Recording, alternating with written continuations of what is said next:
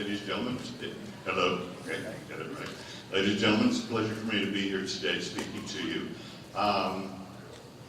My background is a little bit unique in comparison to a lot of other people who research this subject. And my specialty is the famous 1967 Patterson-Gimlin film. I've given pretty much all of my attention to that. Now, a lot of people think that this film is kind of old news, that it's been studied for 45 years and there's nothing new to find out about it. There's nothing new we're going to see if we keep looking at the pictures over and over again. A lot of very, very fine and talented people have studied this film over 45 years, and they still seem to have a little difficulty reaching a conclusion that is so powerful that it prevails over any cynicism or skepticism about the film. And myself being sort of the new kid on the block, I've only been doing this now for about 5 years, a lot of people kind of wonder why I might be in a position to do something with this film that other people haven't done.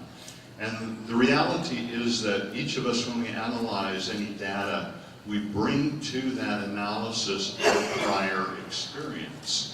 And the simple reality is that I bring a certain level of prior experience to this whole topic that no person before me in the 45-year history of the film had. Oddly enough, that experience is with skin. It may sound a little silly or a little bit racy, but what I'm actually talking about is the fact that I spent many years professionally as a makeup artist in Hollywood. And skin is our canvas. We paint on human skin to create makeups.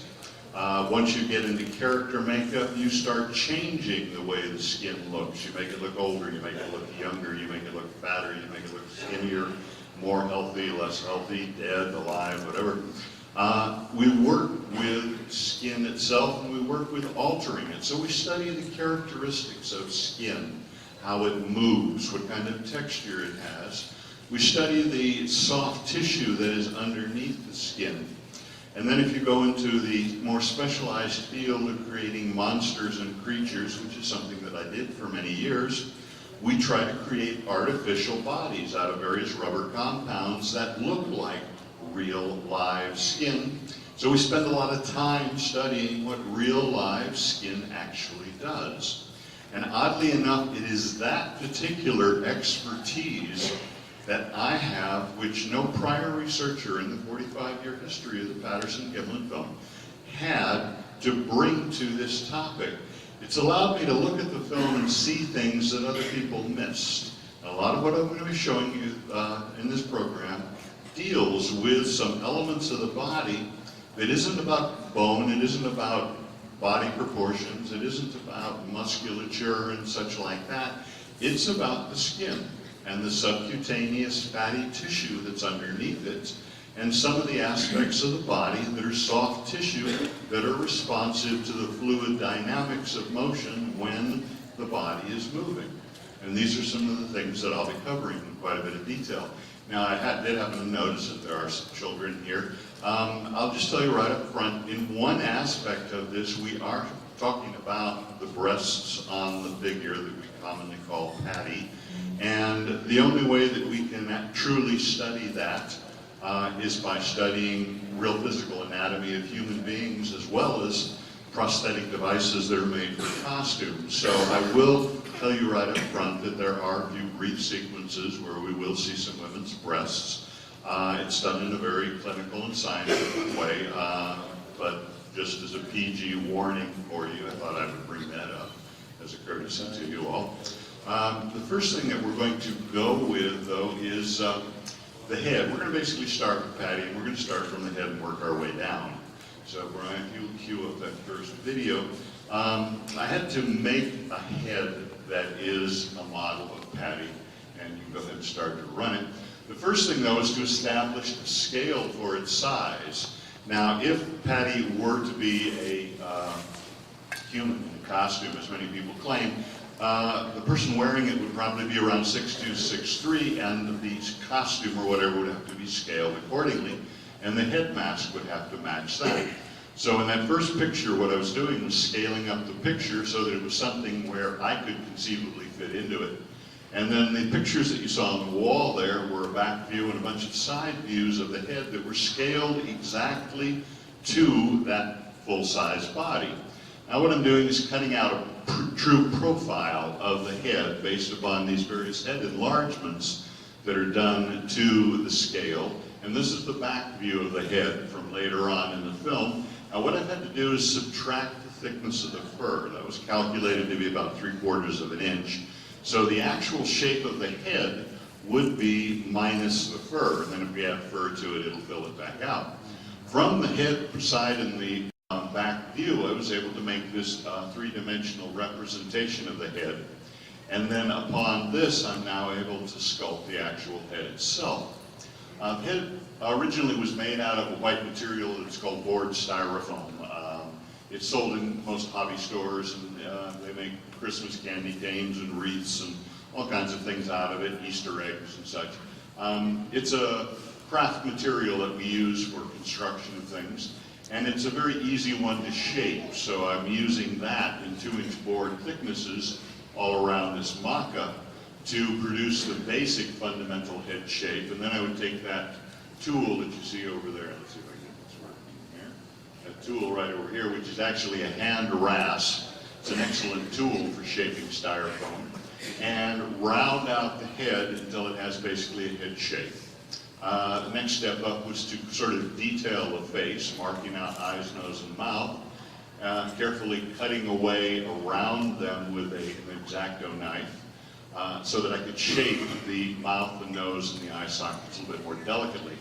This was basically the finished base shape of the head, and I'm coating it with plaster now to seal it up so that I can apply some plastilina clay to detail the face a little bit more precisely.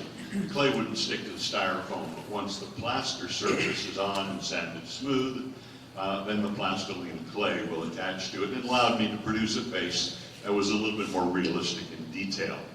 I'm coloring it a dark tonality right now because when we texture a sculptured surface, the texture actually changes how much you notice it depending on the coloration.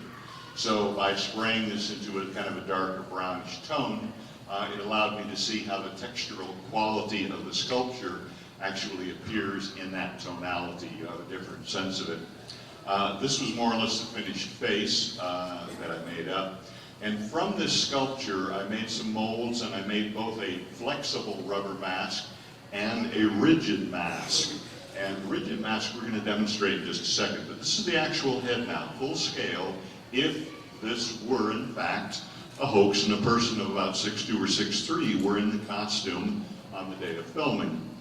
This just shows setting some of the hair, which was being patterned and put onto the head as well for the rubber masks that a person wears, and you will see that a little bit later when we're doing some of the experiments with people in costumes. So this is just a little bit to give you an idea of how the head itself was actually made. That should bring this video to a wrap. Why don't you, that's going to shut that down. And Brian, why don't you get the head? Now, Brian is going to be my demonstration model for this head. This is the rigid head that I made.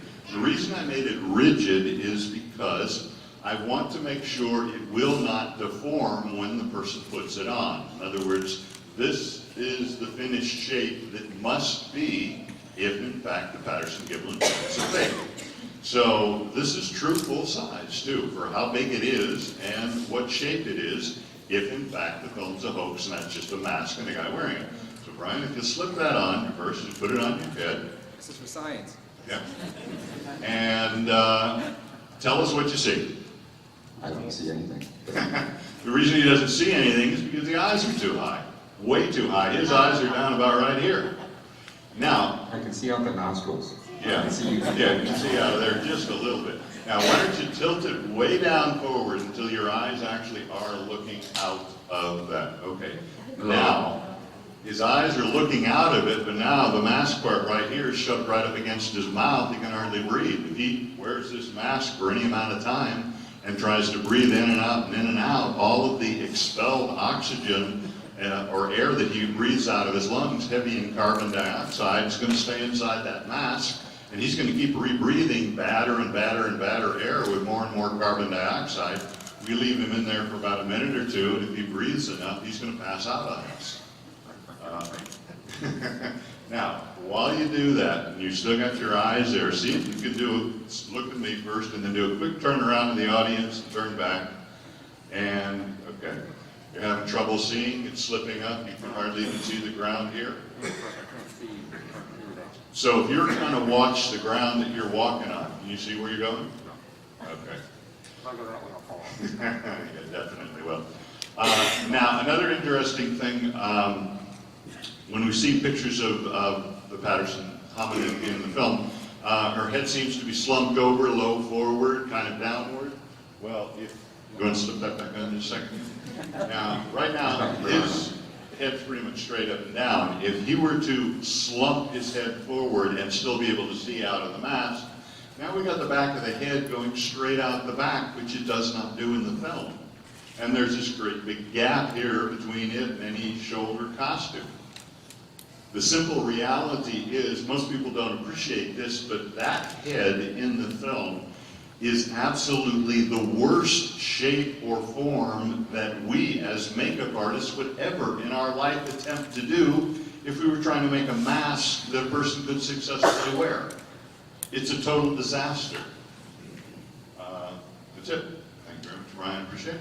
So, starting with the head, right at the top, we have a head which is unusually small for the body, and one of the techniques of making costumes and such is the reality that we can only add to a human being's original form. We can't subtract. And a human being has a very high cranial dome right here in the forehead. Patty doesn't. That alone makes that almost impossible for what we see in that film to be a mask. So if we look at it, like I say, starting from the head working on down, just at the head level alone, we've already got reality more likely, mask or costume fail.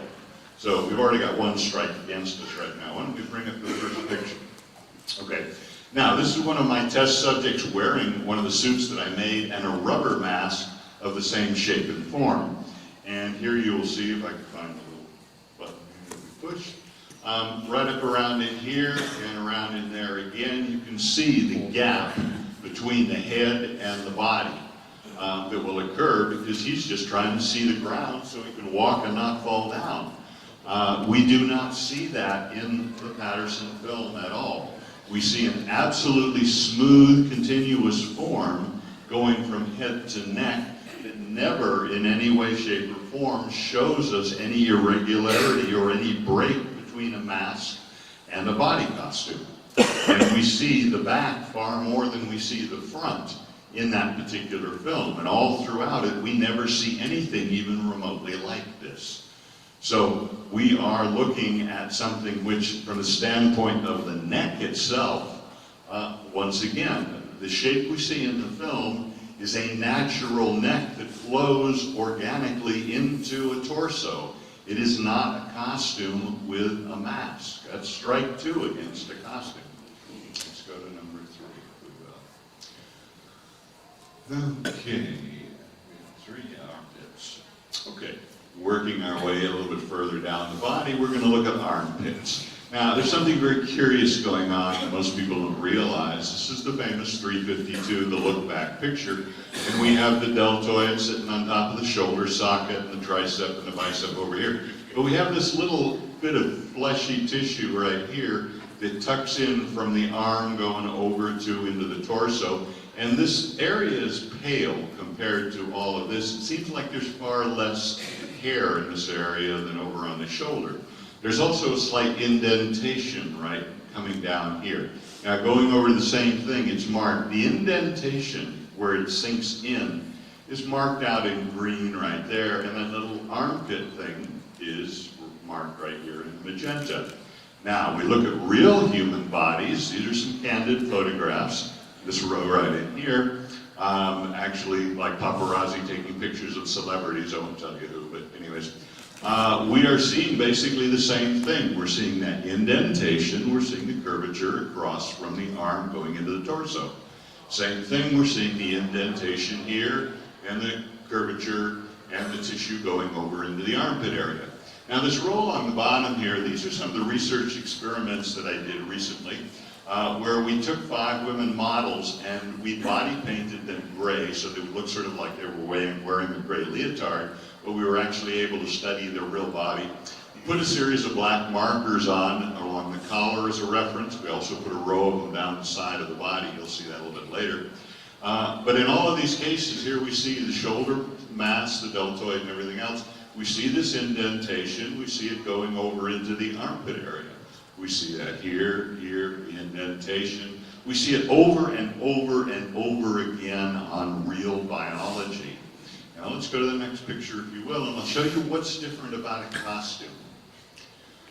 Okay, the reality of a costume is that a costume is traditionally tailored exactly like clothing that we wear, and particularly the arm is tailored exactly like the sleeve of a shirt.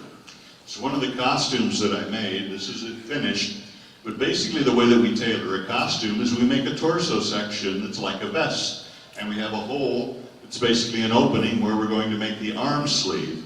And then the arm is one piece of fur, and it's only seamed up the inseam and cut on an oval, and we attach this oval to that. That's how we make an arm for a costume in just about every case. That is the standard procedure. But it will never produce that fold going into the armpit right there. It has a seam that goes in the opposite direction. So when we look at that particular figure of Patty, at the top again, that simply is not the way that we build costumes. Now let's go to the next one if we can. Interestingly enough, on other great apes, Dr. Mellon was kind enough to provide me with these reference pictures. We see something very similar to this also on the chimpanzees. We see the little bridge of skin that goes over from the arm into the torso. And on this one also, we see a little bit of that indentation under the deltoid and the gap of the shoulder joint. So we see this also on other great apes as well as human beings. So this curious structure of the armpit, which has not been given a great deal of attention in terms of the PGF film, actually is remarkably biologically real. And you would have to wonder if someone were trying to hoax this, would they really know that much about anatomy, first of all, to even know to try to build that into the suit? Because you'd have to go against all standard and common practice for building costumes in order to get that effect. The second thing is you would have to then wonder if you go to all of the effort to build that structure into the armpit, the chest going into the armpit, and then you stage the film where practically the entire time you're photographing it from the back and can't see this amazing thing that you invented and spent so much time doing, except for 1 second when she looks back at camera, and the only way that you can see it is if you enlarge each frame and superimpose one over another to study it. And they didn't even have that technology at the time for proper film analysis. So when you try to think about this and think about, okay, this guy's going to fake it, he's going to make this suit, but he's deliberately going to make the armpit in a way that goes against all practice designing suits and costumes. And then he's going to stage it so that the back's to him all the time, and he never sees it, but maybe he'll get one little glimpse of it in that look back. It makes no sense. You know, if you are going to build a costume, and if you are going to put a lot of effort into something that's unusual, and you think will help make it more real, you're going to film it in a way so you know you can see it. Roger, when he was filming, if we were to imagine he was filming a hoax, there's no way he could have known he would see that, but there's no way he could have gotten that into a costume unless he spent a great deal of effort planning it, designing it, and fabricating it specifically for that effect, because it goes against all common practice for building costumes. It makes no sense whatsoever. So that's 3 strikes against a costume so far, 3 strikes for reality. What are we moving on to next? Right.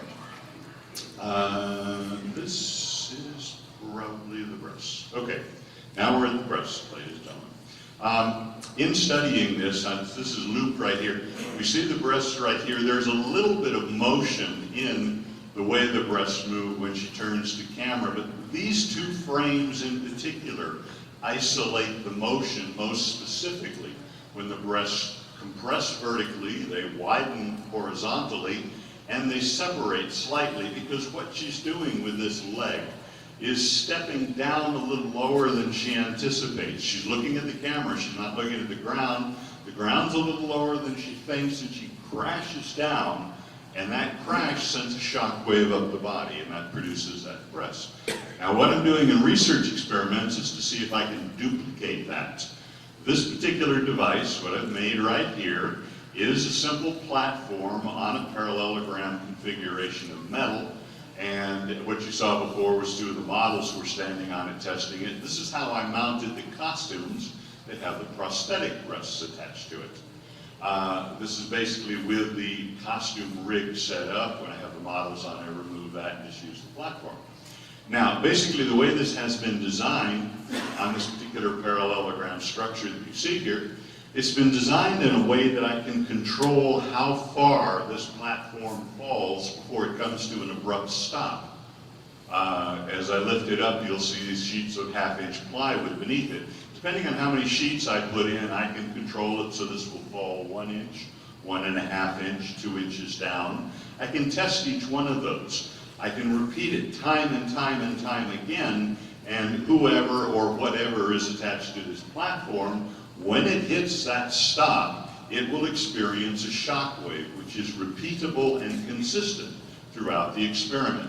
The exact same shock wave will occur for the humans who are standing on the platform, and it will occur to the costume prosthetic figures that are attached. Now, this is just getting the models used to the experience that testing it. Now, here we go, once again. Both pictures, top and bottom, are the same, but they fluctuate between one frame and another. And here we can see where there is definitely a fluidity, a shift in the mass of the breast. It changes its form in a fluid dynamic form. Now the question is, does real anatomy do the same thing?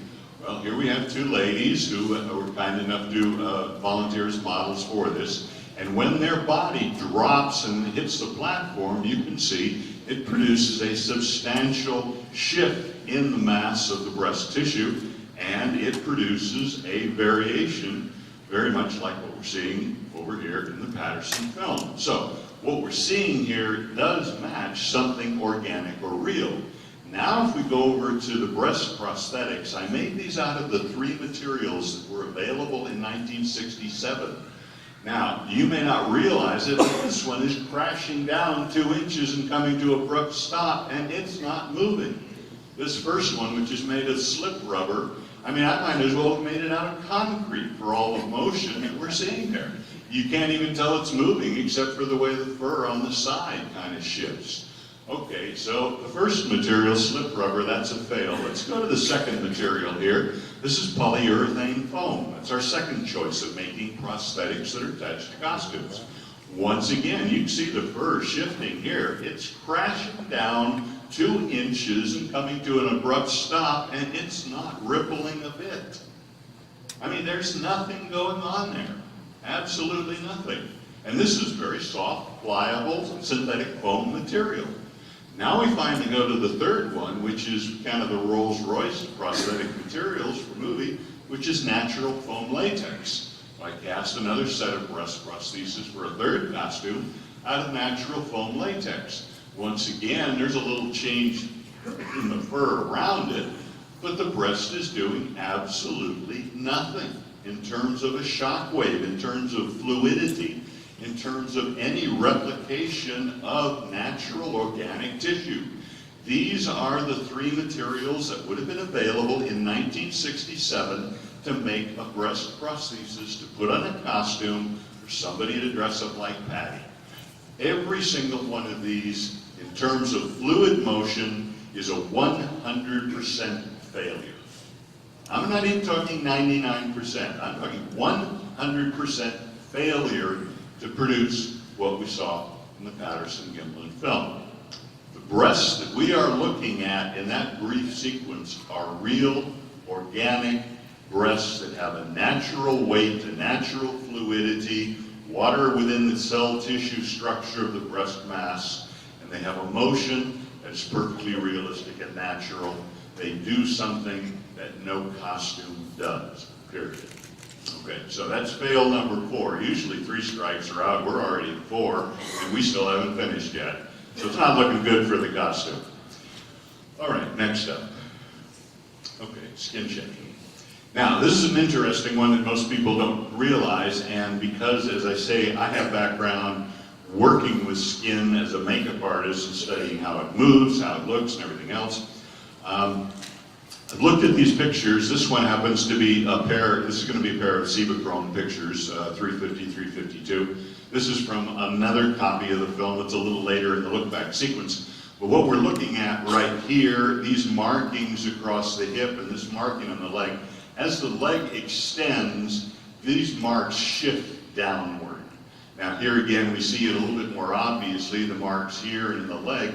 As the leg extends, the whole skin from right about under the armpit shifts downward. It stretches and compresses, stretches and compresses, but it does so in a perfectly uniform fashion, as if it's all one continuous tissue structure.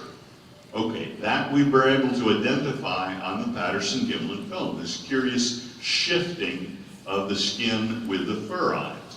Now, these are my test subjects, both real subjects and people in costumes, to see, okay, which one matches better? Does the real biology match or the costumes?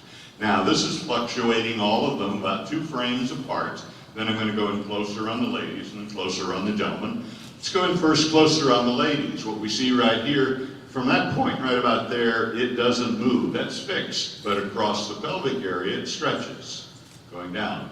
Coming up to this one, it's actually fixed right about there. And again, it shifts downward when it goes through the pelvis, depending on the angle of the leg. Coming to our third model, for some reason hers anchors right on this spot. That spot doesn't move, but if we look at what it moves across the pelvis, the skin is shifting downward as her leg changes its attitude in terms of stretching or straightening out.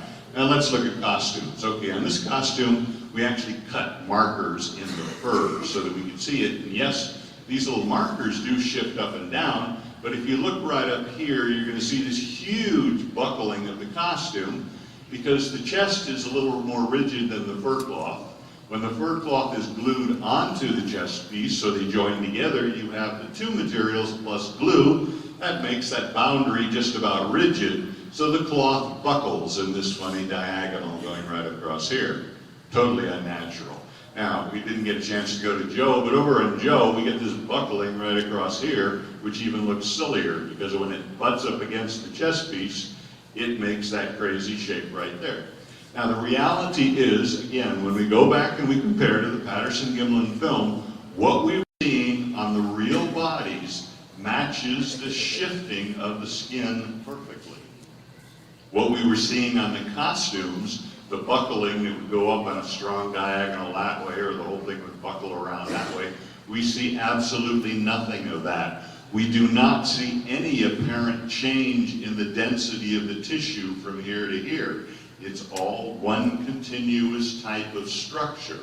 It's all natural skin. It's not a costume with different parts to it. So once again, our costume is a total fail. Our real biology matches extraordinarily well. Okay, what else do you think that's about ready to wrap up?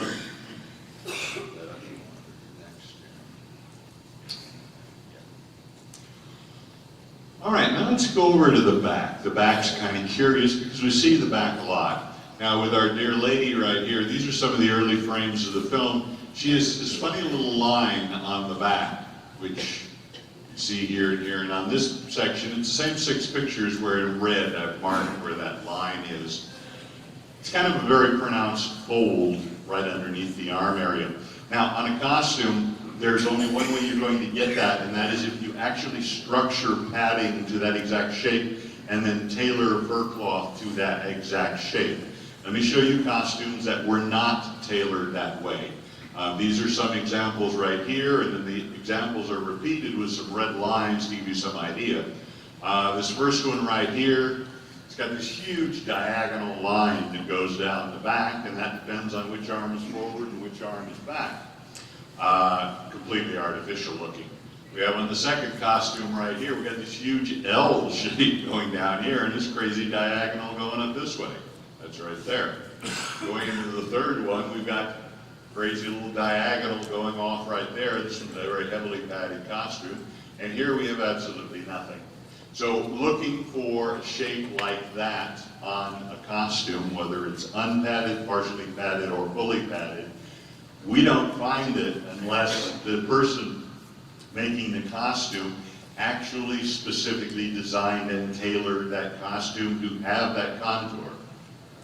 And why they would do that, because it isn't musculature, it's flab. With all due respect, being very candid, that's what it is. It's flab. It's excess fatty tissue underneath the skin. And why someone would design a costume of a lady Bigfoot who's flabby, instead of muscular, powerful, and scary, again, it doesn't make a whole lot of sense. But the only way they could get that into a costume would be if they were to design it very specifically. As far as I know, from every costume that had been done in all of Hollywood up to that point in history, nobody had ever designed something, anything even remotely like that. Go to the next picture, sir. Okay, but now let's look at reality. Okay, here we have Patty up again and the thing's marked. I happened to be on the beach one day and had my camera with me, and I happened to see this gentleman who's standing out on the beach, and he was watching his children playing in surf. And I was looking at it, and I was saying, that's familiar. Where have I seen that before?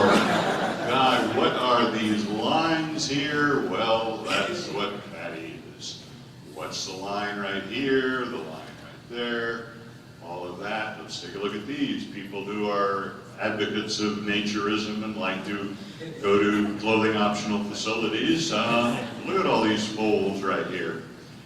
You would swear, if you didn't know for certain that these were all real biological human beings, you would swear that those are all cheap costumes with drapery hanging down the back. But these are all biologically real, every one of them. What most people didn't realize, when they were studying the Patterson-Gimlin film before, they were looking at skeletal structure, they were looking at musculature. And they didn't think to look at flab, for lack of a better term. The reality is Patty's overweight. She may be bulking up for the winter. That's actually reasonable for something that lives outdoors and has to endure a long winter where there's not a lot of food. They bulk up in the autumn. They eat a lot. They build up the body fat reserves. And they carry that fat reserve, so it's going to carry their body through the cold winter times. So it's entirely possible that Patty, in October of 1967, is bulking up her body to get ready for the impending winter. And we are seeing some of these deposits of adipose tissue and fatty tissue that are accumulating in pockets of the body so that she can carry some extra nutrition with her. And with bodies that are not exactly in the most perfect shape and would not qualify to be in a centerfold in Playboy magazine, as none of these certainly would, the reality is this is what human bodies do look like. And Patty's body is very humanistic in many respects. So we can make comparisons there. What we're seeing here is examples of pockets of fatty tissue. We see them on Patty, we see them on real people, we do not see them on costumes. If it's an ordinary costume tailored a standard way, you will never see these shapes and forms. Okay, so once again, costume fail, reality wins. Go to the next one.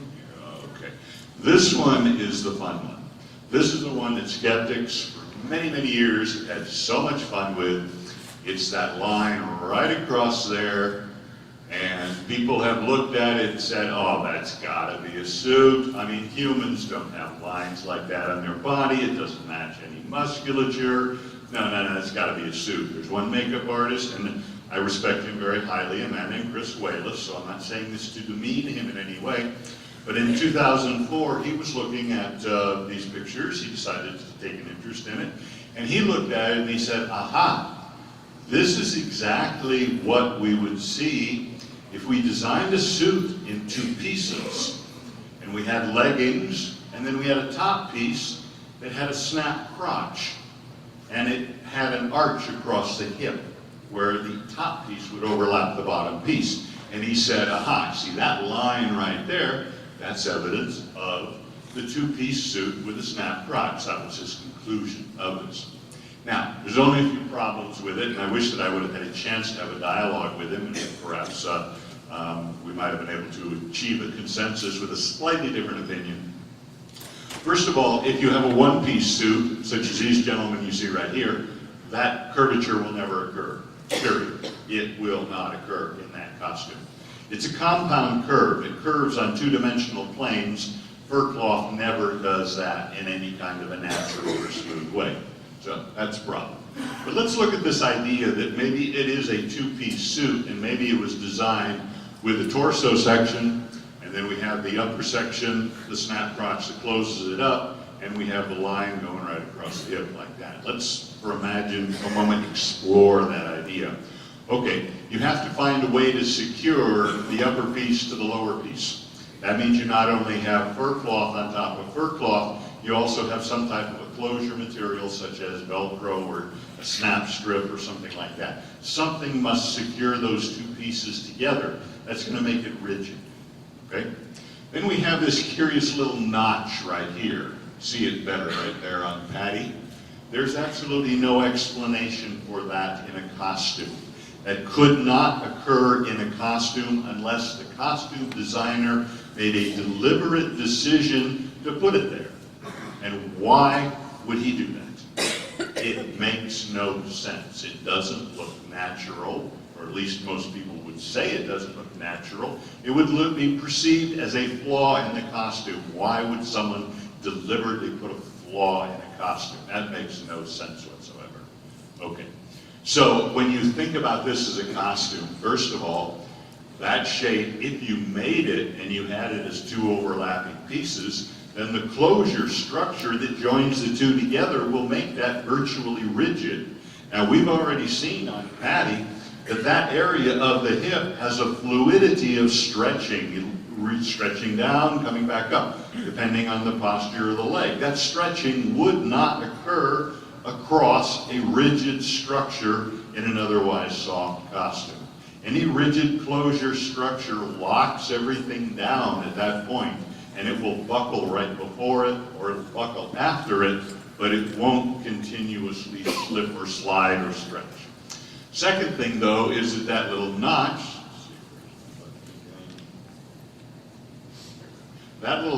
right there, if that were built into the seam, that would not stretch or deform in any way. What would be underneath that structure would be absolutely rigid.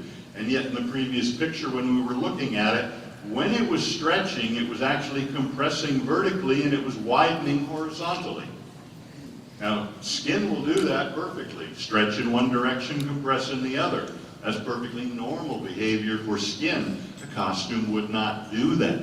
So the reality is that this structure, this arching of the leg and this little notch right here, don't make sense on a costume. A costume that was designed the way it was described would not have that structure. One other thing before we leave on this slide, you see this little sort of yellow dotted lines. Patty's got this funny little dark line going up and down here on the rear of the buttocks, which is an odd line. It makes no sense whatsoever in any kind of a costume, but nonetheless it is on the old girl. And now we're going to switch over and we're going to look at people again. We're going to look at real human anatomy.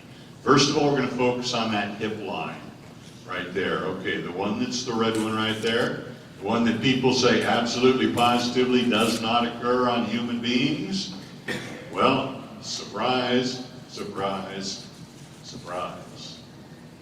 They're not the most beautiful human beings, granted, they're a little overweight, picking up a little bit of cellulite, but the reality is that fold is biologically real. It's not a costume fold, as many skeptics like to say. That line right across there is absolutely biologically real. You do see it on people. You do see it on people who are a little bit mature, a little bit overweight, maybe not in the greatest shape, or maybe their body is accumulating a little bit of excess fatty tissue, especially cellulite, and we see it in reality. It's real. Now we go to the next one. That little notch that we saw in Patty, this thing right here. If we can enlarge this a little bit. This funny little notch right here. Well, surprise, surprise. It occurs on real buttocks. I don't know what it is. I don't know why it sinks in at that spot, but it does. Not on everybody necessarily, but on enough people that I have no trouble finding picture after picture after picture of it. So that's perfectly real. Marked them in green right here on this set right there.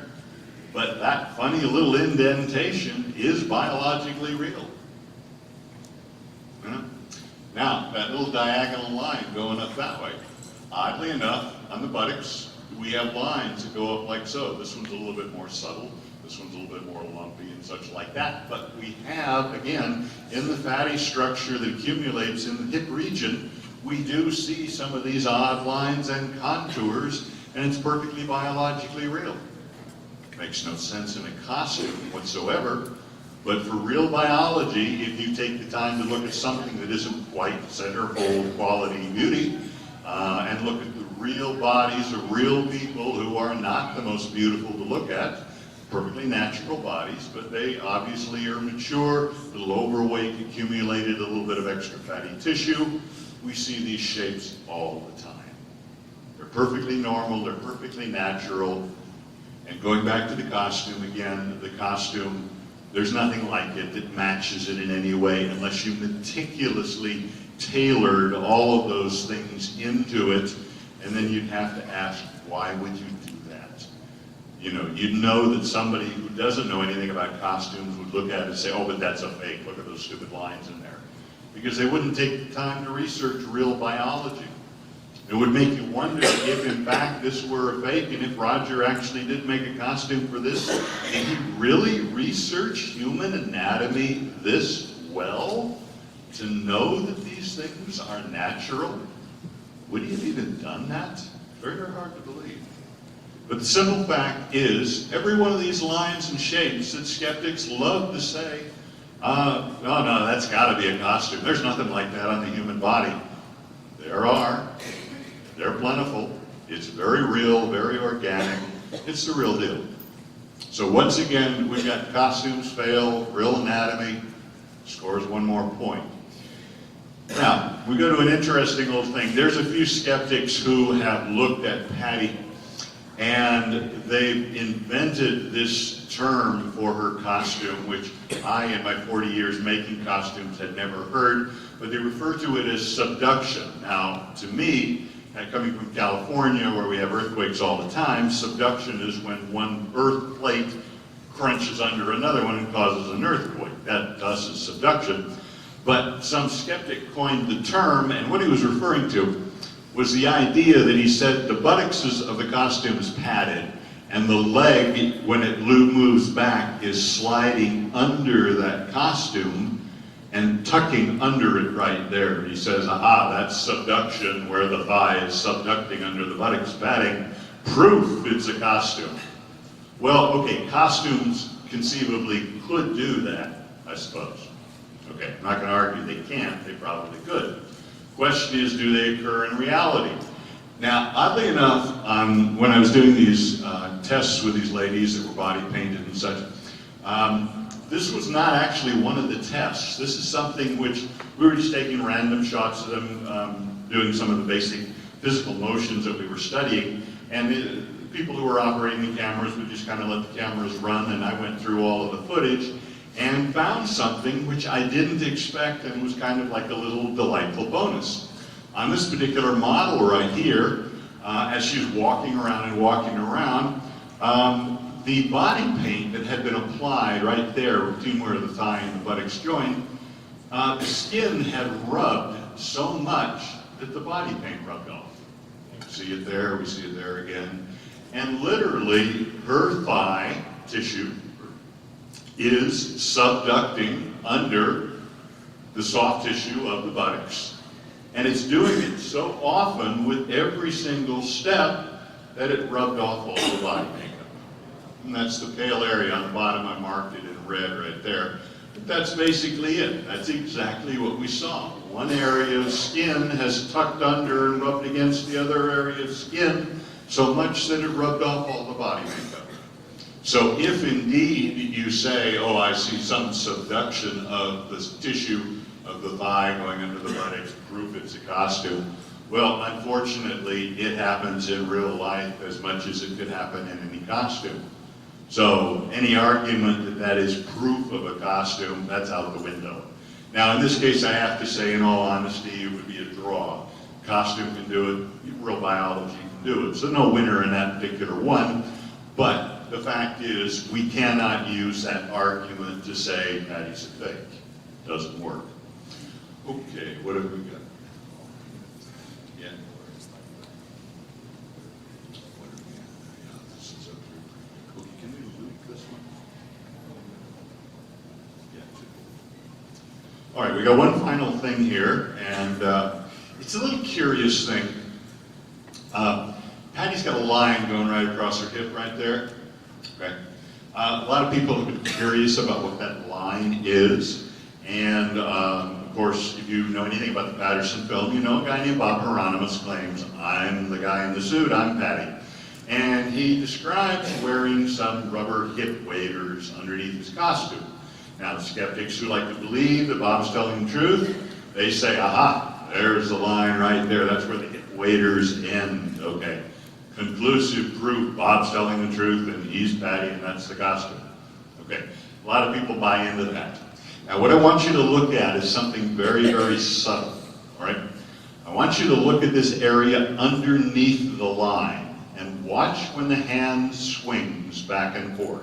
It's light, it's dark.